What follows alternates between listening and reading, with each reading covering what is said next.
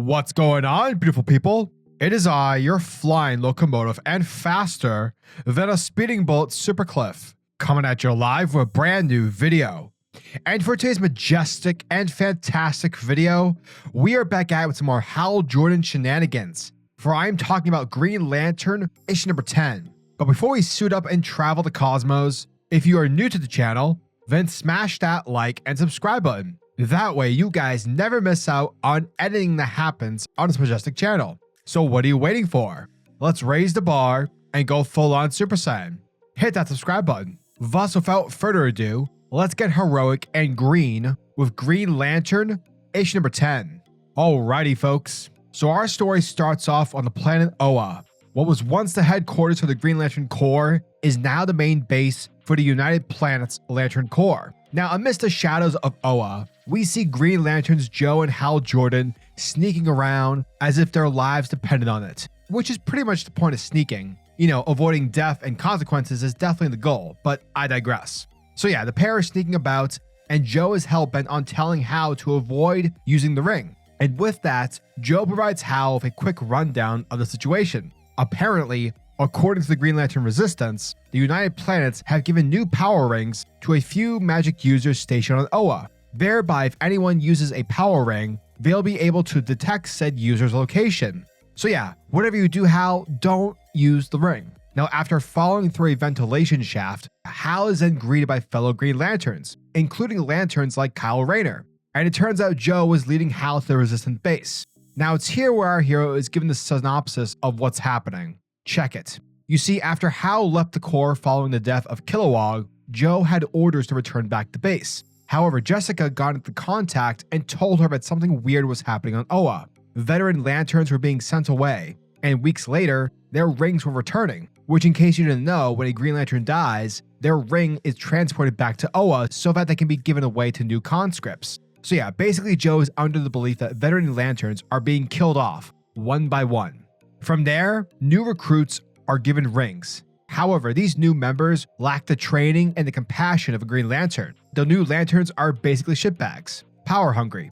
But what Joe saw next is what truly troubled her, for she saw Green Lanterns switching their emotional spectrum's color, which seemingly has been viewed as something impossible. But of course, having read the previous issue, we know that this is something that is legitimately possible. Following this, that's when things start getting shittier. Lantern batteries were exploding. The United Planets were getting stronger and stronger by the day, and more Green Lanterns who voiced concern were in prison. And alas, the Resistance was formed. Now, according to Salak, they're all of the belief that Lord Premier Pharos, you know, the pink-faced son of a bitch, is the one behind the whole, obtaining power motive. From there, the group shows Hal the Source Lantern, a source that powers all the United Planet Lanterns. And according to Joe, Pharos and his ring hunters have been performing experiments in an attempt to acquire the source within the lantern. And after another failed attempt, which results in the death of an orange lantern, Jessica Cruz shows up to provide a report for Pharos. However, before Hal can freak out, Joe tells him that Jessica is a spy for the Resistance, thus the reason why she looks like an ally for the United Planets. Afterwards, both Hal and Joe are met with Simon Baz, who tells our heroes that he's found her. From there, we switch scenes over to the Owen Science Cells. And here the three Lanterns sneak inside, and what we come to learn is that this is a place where the United Planets are imprisoning rebel Lanterns, including Orange Lantern LaFreeze, and even non-traditional Lanterns like Teen Lantern, aka Kelly. And look, I may not be the biggest Teen Lantern fan, Bendis sucks with new characters, but no way in seven hells should you experiment on a child. Like hell no. And with that, HalJordan busts out in Green Lantern fashion and saves the day. However, because Hal ignited his Green Lantern ring, Pharos' Manhunter squads show up and attempt to apprehend our heroes. Now, unfortunately, during the chaos, the United Planets are able to escape with Kelly's body, and given the Lanterns are outmatched when it comes to fighting Manhunters, the Green Lanterns have no choice but to retreat, though not without saving Razor and apprehending one of the United Planets Lanterns as a hostage. Meanwhile, Jessica Cruz is still playing the role as a spy for the Green Lantern Resistance, and is summoned to the Chamber of the Unseeing, aka the magic users who are using Green Lantern rings to help locate the Resistance. And sadly, like all stoic movements in real life, this comes to an end pretty quick, because these totally Greek fate-inspired lanterns have achieved their goal, folks. The Resistance has been found. And that, folks, was the end of Green Lantern issue number 10. And thank you guys for checking out my video, as it truly means the world to me. Hot damn on a stick, folks. Jeremy Adams is kicking ass and taking names with his Green Lantern series. There's a lot to like in this issue.